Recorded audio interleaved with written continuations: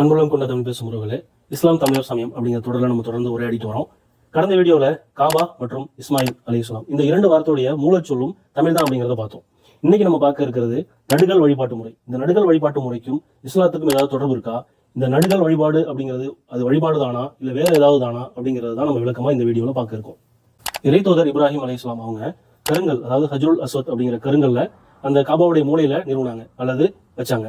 அதே போல வேறு சில இறை தூதர்களும் கல்லை நட்டு வச்சதுக்கான ஆதாரங்கள் பைபிள்ல இருக்குது. ஜெனசிஸ் 28ல 18ல இருந்து 22 வரைக்கும் பாத்தீங்க அப்படின்னா ஜாக்கப் ஒரு கல்லை நட்டு வச்சு அந்த கல்லை ஒலிவ் அல்லது ஆலிவ் எண்ணெயால பூசுறார் அப்படின்னு சொல்லப்படுது. அந்த இடத்துக்கு பேரு பெத்தல். அந்த இடத்துக்கு பழைய பேர் பாத்தீங்க அப்படின்னா லஸ்.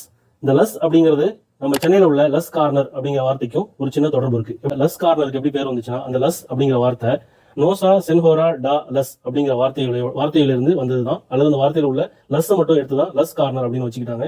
அதுக்கு என்ன அர்த்தம் அப்படின்னா சர்ச் ஆஃப் லேடி லைட் அப்படின்னு அர்த்தம். லைட் இன் போர்ச்சுகீஸ் அப்படின்னு சொல்றாங்க. அப்ப ஜாக்கப் இறைவனை வணங்குவதற்காக ஒரு ஆலயத்தை அமைக்கிறாரு. அந்த இடத்தை குறிப்பிடுவதற்காக ஒரு கல்லை நட்டு வைக்கிறாரு. அந்த இடத்துக்கு பேரு லஸ். அவர் கல்லை நட்டு வச்சதுக்கு அப்புறம் அதனுடைய பேர் பெத்தல் அப்படின்னு மாறுது. அதுதான் பெத்லஹேம் அப்படின்னு சொல்றாங்க. அங்கதான் ஈசா அலைஹிஸ்ஸலாம் அவங்க பிறந்ததாக பைபிள் குறிப்பிடுது. அதே போல ஜாக்கப் அவங்களும் அவங்களுடைய மாமா எலபன் அவங்களும் சேர்ந்து ஒரு கல்லை ஒரு இடத்துல நட்டு வைக்கிறாங்க. அதே போல ஓசுவா, செக்கம், சாமுவேல் இவங்க எல்லாமே அதே போல என்ன பண்றாங்க, ஒரு கல்லை நட்டு வைக்கிறாங்க. நட்டு வச்சு அந்த இடத்த இது இறைவனுக்கான ஆலயம் அமைக்கப்பட்ட இடம் அப்படின்னு ஒரு குறிப்புக்காக தான் அந்த கல்லை அமைக்கிறாங்களே தவிர அந்த கல்லை அவங்க வழிபாடு செய்யலை. இன்னைக்கு கூட நம்மளுடைய இடங்களை அளந்து எல்லைக்கல் போட்டு வைக்கிறோம் இல்லையா? அந்த எல்லைக்கல்லை நம்ம வணங்குறது இல்லை. அது ஒரு அடையாளத்துக்காக வைக்கக்கூடிய அல்லது குறிப்பிடக்கூடிய ஒரு இடம் தான் அல்லது கல் தான் அது. தமிழர்களுடைய தாய் மதம் இஸ்லாம் அப்படின்னு சொல்றப்ப சில தமிழ் பேசும் சகோதரர்கள் என்ன பண்ணுவாங்கன்னா, இல்ல தமிழருடைய வழிபாட்டு முறை அப்படிங்கிறது நடுகள் வழிபாட்டு முறை தான் அப்படின்னு சொல்லுவாங்க.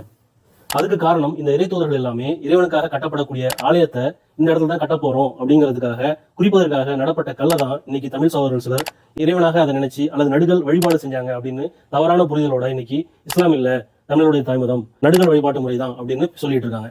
இதுல இருந்து என்ன தெரியுது அப்படின்னா, தமிழர்களுடைய தாய்மதம் இஸ்லாம் தான் அப்படிங்கிறதும் நடுகள் வழிபாட்டு முறை தமிழர்களுடையது இல்லை அல்லது இறை தூதர்களும் அப்படி செய்யலை அப்படிங்கிறதும் தெளிவாக விளங்குது.